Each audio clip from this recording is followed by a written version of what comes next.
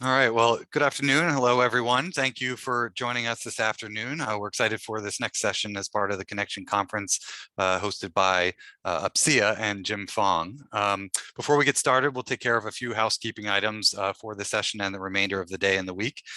First, just as an FYI, we are recording all of these sessions. We will make them available to all attendees afterwards, likely at some point next week. All attendees are on mute and off camera, just as an FYI. However, there is both the chat and the Q&A function within Zoom that we invite you to participate in. You definitely use the chat for anything that you want to share as the presentation is going on. The Q&A function, we will be watching and monitoring for any questions that you might have for Jim as the speaker of and presenter of this session. And time permitting at the end, we'll make sure to ask and discuss as many of the questions as possible that have been entered in there. So again, for any questions that you have for Jim and that you hope that gets covered as part of the discussion, please use the Q&A function. You also can certainly reach out to us for any help that you might need or any issues you're experiencing. You can do that also in the Q&A, or you can email us at marketing@carnegiehighered.com. And finally, we do invite you and encourage you to share anything socially that you're hearing and seeing in any of these session presentations. So if you're doing so, please use the hashtag #TheConnection, and certainly feel free to tag us here at Carnegie at Carnegie HQ.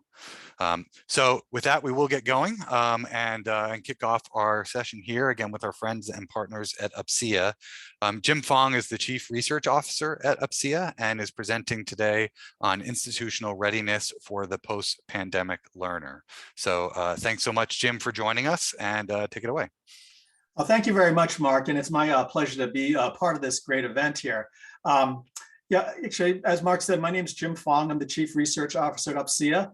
UPCEA stands for University Professional and Continuing Education Association, and we basically serve about 400 institutional members and corporate partners. And a lot of our members tend to be, extension, external, online units, continuing professional education units, and whatsoever. It's oftentimes the extended part of the university. And so that's kind of who we serve. And we have a pretty kind of robust, diverse audience of institutions, some land grants, publics, privates, small, big, and whatsoever. So it's very exciting to work there. I've been there for about 12 years now, and have enjoyed really helping our partners, take advantage of the professional online kind of environment, especially the online degree part of it. That's where we were really focused in on for, a good kind of 10 years of my 12 here. And then the pandemic hit, and then we had to shift a little bit. And I think at UPCEA, we were planning for the worst, and we felt like, okay, we're going to lose members, things are going to happen, and everybody's not going to have any money. But during the pandemic, we also felt like we've got to get people information. And so we embarked about 3 years ago into a strategy to provide our members with the best data and action-oriented data to help them get out of the pandemic and be ready for it. And we're glad we did, because the more central parts of the university and the traditional parts of the university really they're relying on the professional continuing education side of it more so than ever. And the research kind of bore that out. And so we're happy that we're able to help our members out in that way. I'm located in State College, Pennsylvania. I worked for Penn State and helped with the launch of their World Campus. I was Director of Research, Marketing Research and Planning there, helped launch the early programs, early online programs in the late 90s, and then left about 8 years later and joined UPCEA about a dozen years ago. And so my experiences, I was glad to be able to take this experience and work with, dozens and hundreds of our members in terms of custom research, but also trend research. And so that's what we've been doing for the last 3 years, is really exploring the new adult learner market, the post-pandemic learner, a shifting, we knew before the pandemic was going to happen that the market for fully online degrees was going to start to reach equilibrium. There's going to be too much supply in the market and not enough demand. And we also saw the demographic cliff. And so we had all these things that were happening that were going to change our membership and change our membership needs. And so the pandemic happened, and we prepared for that. And we, during the course of the last 3 years, we probably surveyed a good 10 to 12,000 adult learners or end users of education. We probably surveyed, done a survey of over probably about a few thousand employers along the way. And also we've surveyed ourselves to look at our readiness, when the pandemic starts to break out, and we were able to respond with a stronger educational response here. So that was happening, in preparation. We've basically used these 3 years to prepare and also help our members, generate those revenues to stay afloat basically and contribute to the more central part of the university. So a lot has happened during the pandemic. We also had an Olympics that happened. But the one thing that I saw about the last Winter Olympics was so much automation happened there. If I just put down a YouTube video, and I will make my presentation available, to Mark and others to distribute to you. But if you look at what happened with the Beijing Olympics and automation, it's pretty impressive. It gives us a quick look at the future. The whole food service situation was highly automated, and it impacts us as a nation here. We have 12 million people employed in food service. But if you watch what happened in Beijing Olympics there, robots made all the food. You ordered on the phone, they made the food, they actually mixed drinks as well. They delivered food on conveyor belts, and then they cleaned up the area. That says a lot about what our future could be. 8% of our US, of our working population is employed in food service. Automation will change that. As a result, education will have to change as well. We're also looking at a lot of different technologies that have changed along the way. What we've got here is we've got drones, and sadly, we're seeing a lot of the stuff with drones that are happening, in terms of Ukraine right now. There's a lot of weaponization of drones, and I kind of saw that coming because drones, 5-10 years ago were primarily used for search and rescue, and now they're being used for food delivery, but now they're being weaponized. Even in the Beijing Olympics, drones were used to take the human element away from masking. If somebody wasn't wearing a mask, a drone would come up to them at the Beijing Olympics and distribute a mask to them and issue a warning that they have to wear masks. And so these things are happening faster than we think. And so a lot is changing, and a lot is changing because of generational shifts as well. We've got a situation, with our food system and water quality and whatsoever. There's a millennial shift and a Gen Z shift to plant-based foods as well. We're running out of protein, sadly. And so plant-based foods is something that we'll see more and more growth in the future. Renewable energy, millennials and Gen Zers are very pro renewable energy and don't think very kindly of fossil fuels. We will get a shifting over time of this. All AI automation's happening. We're seeing self-driving cars. I'm not even gonna get into cryptocurrency because it's such a touchy subject and a volatile subject and kind of a strange subject as well. And it also plays against renewable energy as well. So all of these things are setting up for a new economy. We've got a fourth industrial revolution that's just right around the corner.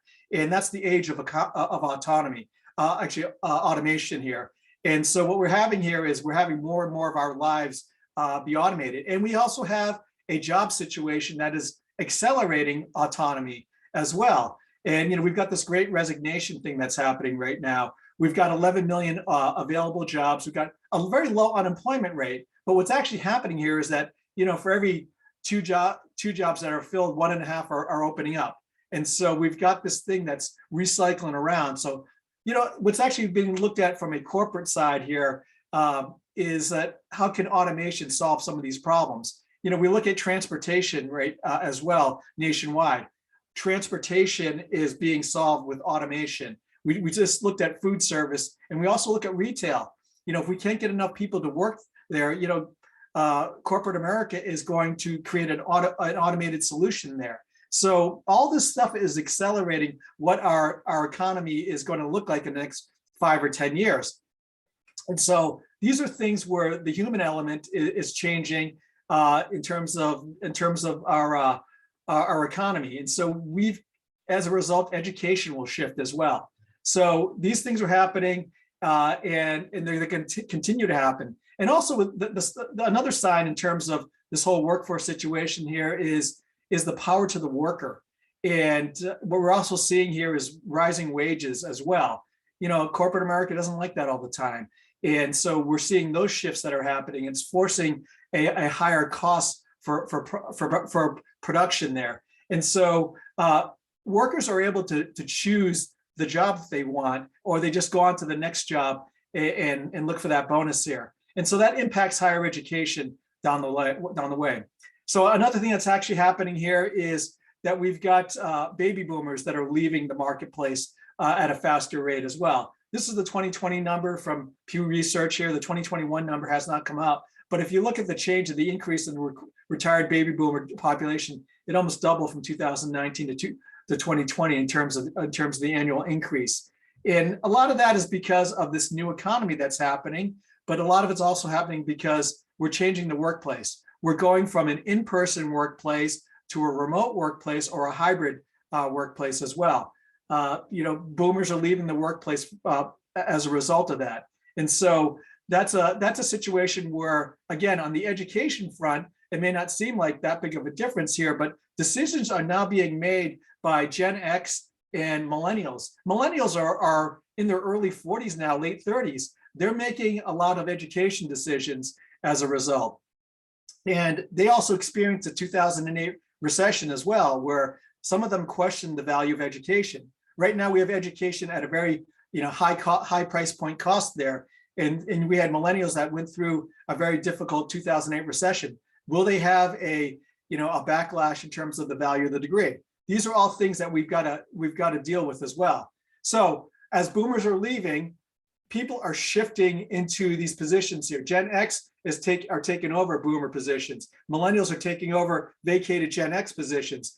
Is Gen Z coming in to replace millennial positions? Yes and no. The size of Gen Z of the Gen Z cohort is not as large as in terms of the baby boomer exodus and the shifting that's happening. So what we actually have here is we have a situation here where we have too many jobs and not enough people to fill them.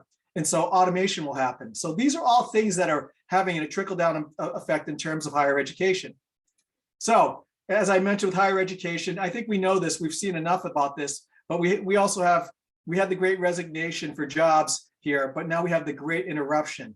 And that's been kind of cited by a few of the education media sources as well.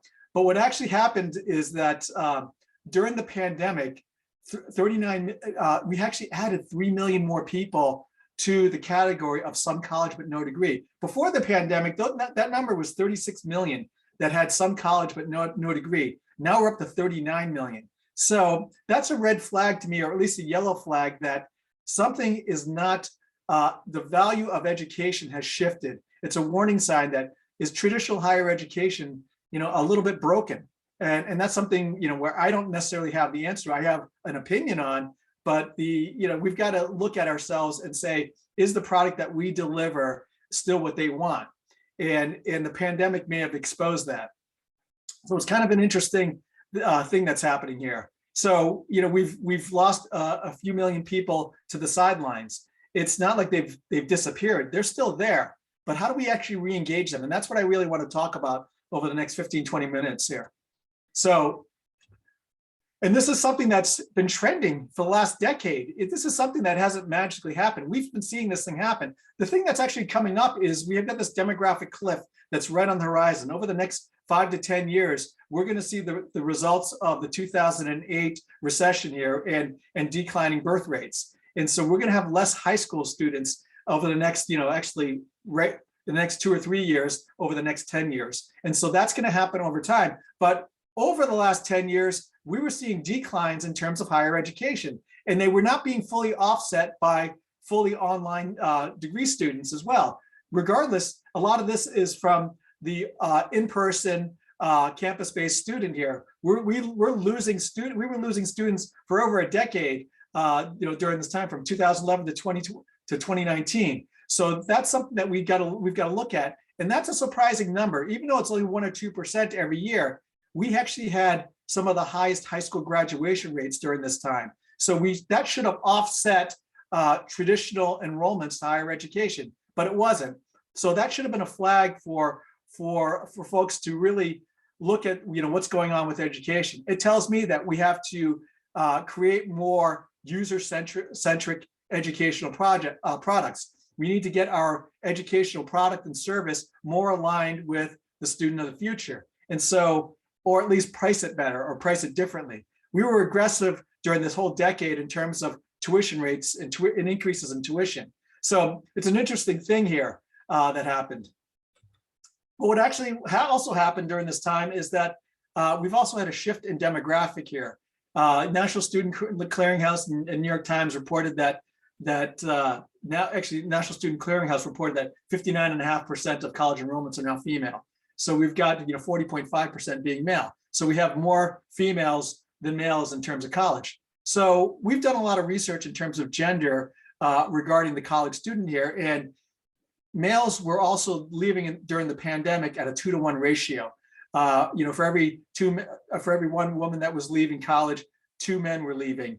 And that was kind of an interesting dynamic that was happening. When we explored further, men were actually looking at a short-term return on investment. They were like looking at, okay, I'm going to be a plumber's or electrician's assistant and make $60,000, or I'm going to be an HVAC technician and make $55,000, but I'm not going to take on all this debt as a result. So men were leaving while women were staying at a higher rate. Women, on the other hand, were staying because they saw education as a great salary equalizer. So all of these things were happening, and all these dynamics are suggesting that, for higher education to be ready in a post-pandemic environment, we've got to create more value. So some of the things that we kind of diagnosed during our surveys and our interviews here are what is going on with the student. What's going on with their psychology or their consumer behavior? They're thinking about, is paying a high price for education and taking on debt a wise choice? Will the degree guarantee me employment when the economy is changing? They want to be future ready. They don't know whether today's education is future ready. They're also looking at, with the Biden administration about whether or not they'll eliminate debt, and should they wait as a result? There were rumors that community colleges would be free. That hasn't happened, but is that something where they're better off waiting for? So they also see that Google and Amazon have positions that don't require degrees, or customer service manager no longer requires a college degree for a number of organizations. Can they actually get a better return on a non-credit investment than a credit investment? So these are all things that are mulling in terms of the student's mindset. So now we're coming out of the pandemic. Now, what do we need to be thinking about? So the one thing that's pretty clear here, and I just spoke at what's called the President's Forum, and I also spoke to another group of like 40 provosts as well over the last 3 weeks here. And the one thing that is kind of clear for me is that the traditional student we've got to be more diverse in terms of how an institution serves its students, and it's just not the traditional student. It's got to be more than that. It's got to be this new adult learner. The non-traditional student has got to be somebody that they've got to build into their strategic plans. They just can't survive on this high revenue, high profitability 18 to 22-year-old. That no longer pays the bills because they're leaving at a higher than expected rate, and the demographics are not favorable in the short term. So there's 3 options where I've kind of broke it down into. You can either scale down with fewer traditional students, cutting costs and whatsoever, but you've got to maintain market share. So you still have got to be good at education. And this new learner has got a lot of choices, and they've got a lot of buying power. And so this is something where you just can't still offer a degree where you're using a chalkboard and whatsoever. You've got to build in a better experience for even the traditional student that you have. You can recapture a disproportionate share of recently lost traditionally aged students. Those are the students that have left.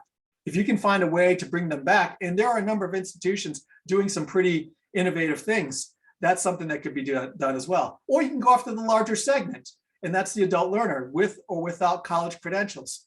There is a lot of activity within the UPCEA community about, okay, do we help enhance that person with a degree?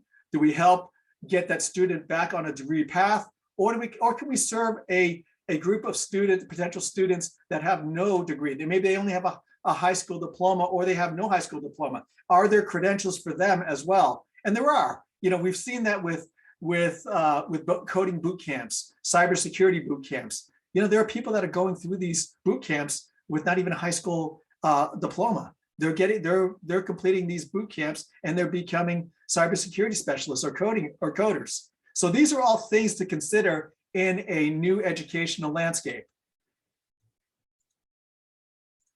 So just some key facts to look at. There are 39 million Americans with some college but no degree. It's a great opportunity. They're the low-hanging fruit. In fact, at UPCEA, a number of us have said that the two growth markets are this baccalaureate degree completion. 10 years ago, the growth market was professional master's degrees online. Now we're identifying it as baccalaureate degree completion and alternative credentials, that market which is non-degreed. And when I mean non-degreed, I'm talking about certificates, I'm talking about micro-credentials, I'm talking about badges. These are all things that, credit or non-credit, these are all things that have high potential for growth. We also have 40 million adults in the US without a high school degree or GED. We have 70 million adults in the US have a high school diploma or GED, but no college credits. And then there's also the 93 million Americans age 25 or older with at least an associate's degree, bachelor's, graduate, or professional degree. These are all viable audiences. This 93 million Americans age 25 or older, there's ways to service them, with higher education in the future. Sometimes we protect them too much, or we don't build a product they necessarily immediately want. So these are all viable audiences for us. Right now, the higher education market for traditional age students is 19 million. That's the smallest of all of these, yet that's the market which returns the highest amount of revenue to us. So these are all other audiences that we have available to us. So one of the things I want to point out here is that this degree completion market is huge. It's got a lot of potential. If you Google straighter line UPCEA, you can actually find a white paper called Today's Disengaged Learner is Tomorrow's Adult Learner. And we talk about, in this white paper, we talk about the reasons why they leave college. And they're not the same reasons why they would return to college, but there are strategies where they would return to college. And I'll talk about some of those later. A lot of it is about not having the right fit, but we broke that down to better understand that, but that's a lot of affinity. And I think a lot of you folks on the webinar know that. But the other main reason here is financial reasons. We're in a tighter financial economy now, and we have less money coming out of the pandemic for learners than before the pandemic. So there are financial reasons, but there are tactics and strategies to alleviate some of that burden of financial. Yes, they can't get at financial aid if they come in part-time, but if you break it down into smaller components, such as alternative credentials, the level of risk will be reduced significantly, that they may re-engage with education. They just may not re-engage with that degree immediately. So some of the new adult learner populations, we're studying the previously incarcerated right now.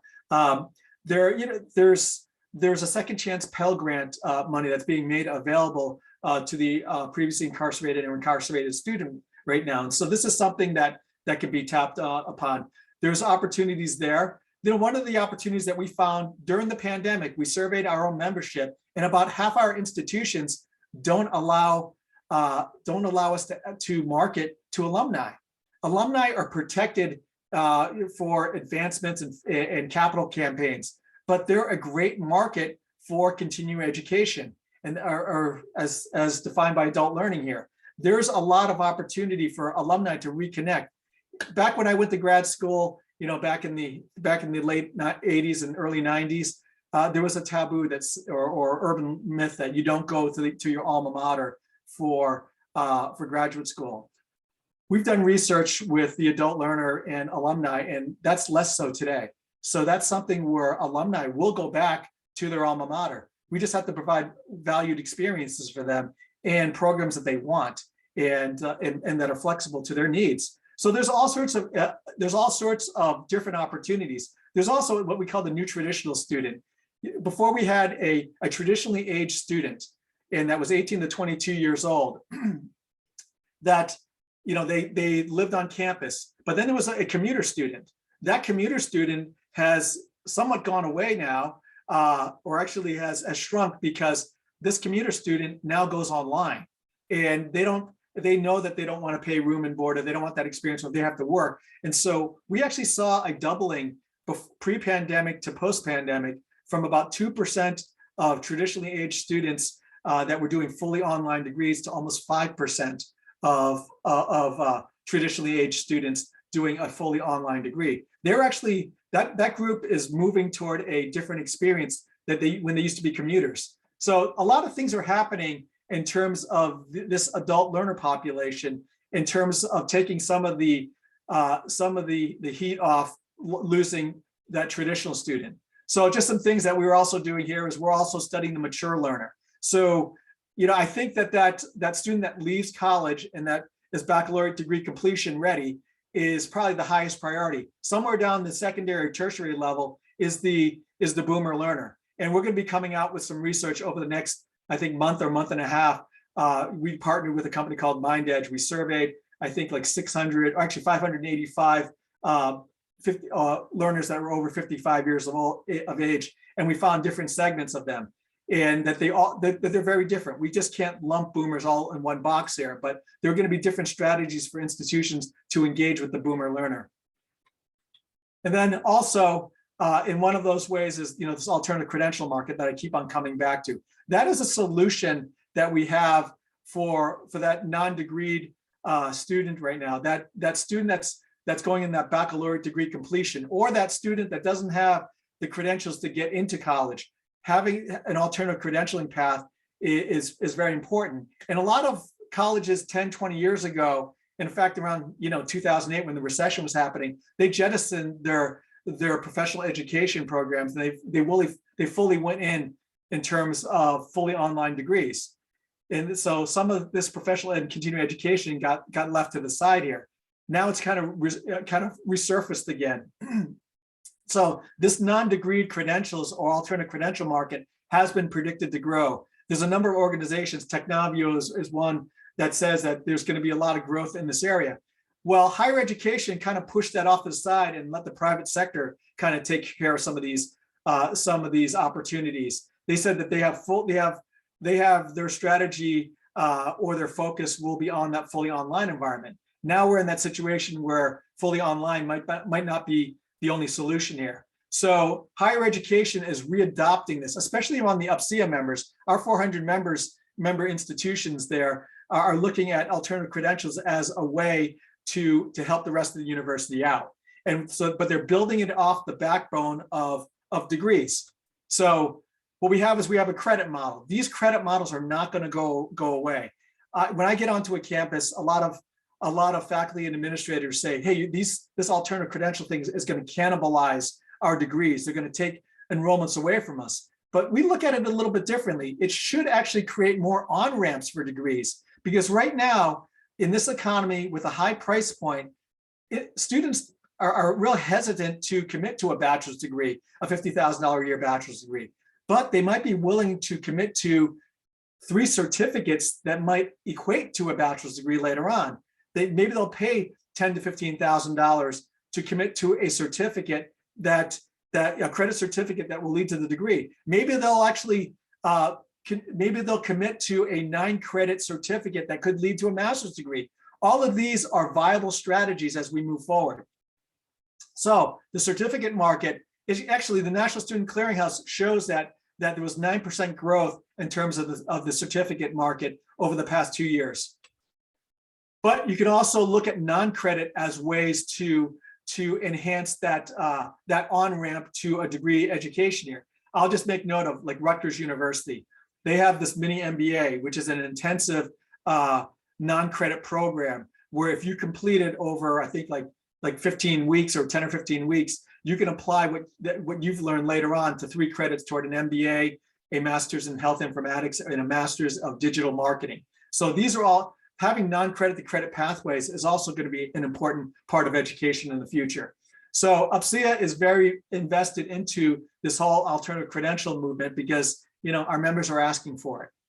So I'm going to try to wrap up my presentation on a few other notes here, but not only are our institutions asking for it, and it seems to fit the needs of baccalaureate degree completion, alumni, and other audiences here, business and industry want it as well. We surveyed over 1,000 institutions in terms of where do they see the university's reputation? Employers want colleges and universities more accountable. They also want to be at the table in terms of education decisions. They also believe that a degree takes too long sometimes. They value the degree. You want a doctor to have all the degree requirements to be a doctor. You want engineers to have masters and doctorates, yes. But there are a lot of jobs out there where employers feel like they can contribute, and it doesn't have to be a degree, or it can be something that's more stackable. So we did a study with Inside Track where if you search on that, you can actually find the report that employers want these other alternatives, not to fully replace degrees, but to provide things that will help them in the short run with this changing economy, and also that will help them with employee retention. They're willing to pay for some of this education here. They got to see more value, and they've got to see more opportunity for them to help shape the agenda. Another study I came across was from SHRM, the Society of Human Resource Management. And they are in their survey, they're also seeing more value in terms of alternative credentials. They see experience as being important, traditional degrees as being important, but alternative credentials are growing as well. So this whole re-engineering of education to create smaller bites is very important there. It's evolving. I don't think we can put this genie back in the bottle here. It's something which is happening, and employers want it. It seems that our administrators need additional educational products, and also the adult learner may want it as well. So the last piece of research I'm going to share with you, actually second to last piece of research I'm going to share with you, is that UPCEA surveyed its membership, and we also surveyed the membership of Modern Campus and Evolution as well. And I think we had like 500 or 600 institutions that responded back, and there was a higher percentage of institutions that identified these professional continuing education opportunities in their strategic plans, their campus-based strategic plans. They saw the need to go down this path, and so institutions are realizing that this new non-degreed educational product is part of their future. They're building it into their strategic plans. However, they're not necessarily resourcing them correctly. When we surveyed our membership, we identified staffing and getting more budget to do so, to be able to create more revenues as being a problem right now. There's a lack of capital, there's a lack of investment, and that's understandable. Colleges and universities are not flush with cash. They're in tight, precarious situations now. But I think the central parts of the administration are hoping that they can do more with less, but they're going to have to invest. The only area where they're actually really investing in is marketing and enrollment management. So this is an area where we're seeing greater growth here. 2022, when we surveyed our 82 members there, their average annual market budget as a percentage of revenue is almost 9%. So that's pretty interesting there, that 9% of gross revenues now is being used to marketing. And that means staff, that means buying media, that means outsourced marketing as well. That's back to levels which I haven't seen since the late 90s. And so, 2014, where everybody was racing to the online market, that's 7% was the last high watermark in terms of the last decade. So these are all things where I think we're coming out of a pandemic, needing revenues, understanding that a product line is different, and so we've got to invest more. Professional continuing online education units want more, as could be expected. But what's actually happening here is they're getting it, or they're investing what they have in terms of marketing and that whole enrollment management experience. The last thing I want to talk about here is that we have to be ready, but the adult learner is very complex. A lot of our research shows that the way they leave education is very different, but those that continue education are also very different. We've got 100 million Gen Zers and millennials out there that are all very, very different. When we did our segmentation, it fell on gender and age differences, but their motivations are very, very different, and their life situations are very, very different. So I think we can't all treat them the same. What actually ultimately happens here is that when we set up our enrollment situations, our enrollment funnels, we've got to be very, very scientific to be able to pull them in. This is like an enrollment funnel that was done pre-pandemic. and it was done with online education. We knew that if we got them in the door, if we did all these things, that 7% of them should turn into matriculated students. That's changed during the pandemic, and we're going to study it closer. But this new adult learner is very, very complicated. They want reasons to leave. They actually understand when you creep them out, or when you ask too many questions, or you don't offer the product they want, they ghost you. We know that this new, young adult is very, very fragile, very sensitive, and they want things their way. And so as we move into the future, we need to be very, very ready to serve them in a different way. We've got to change our systems, challenge our process, develop products that are centered around them, and develop kind of intake systems that are developed around them. If we ask them too many questions at the wrong point, they'll leave us for somebody else. Or if we don't design something that's stackable, or we don't take their credits from their past college experience at a high rate here, we'll lose them. But we've got to assess these things very, very differently into the future. So I've thrown a lot at you. I'm starting to run out of time, but I wanted to leave 5 or 10 minutes at least for some questions. So let me actually put a Q&A out there and push it back out to Mark. Thank you so much, Jim. We actually just have one question in the Q&A, but I'll highlight a couple comments in the chat just about how much you were blowing everyone's mind with all that information and data and current situation on everything that you were presenting on. So I do imagine that there was a lot absorbed and taken in, a lot of note taking on everything that you walked through there. So amazing, amazing stuff. The question that we do have so far in the Q&A is, have you seen patterns in which particular fields are seeing more interest in these alternative credentials than others?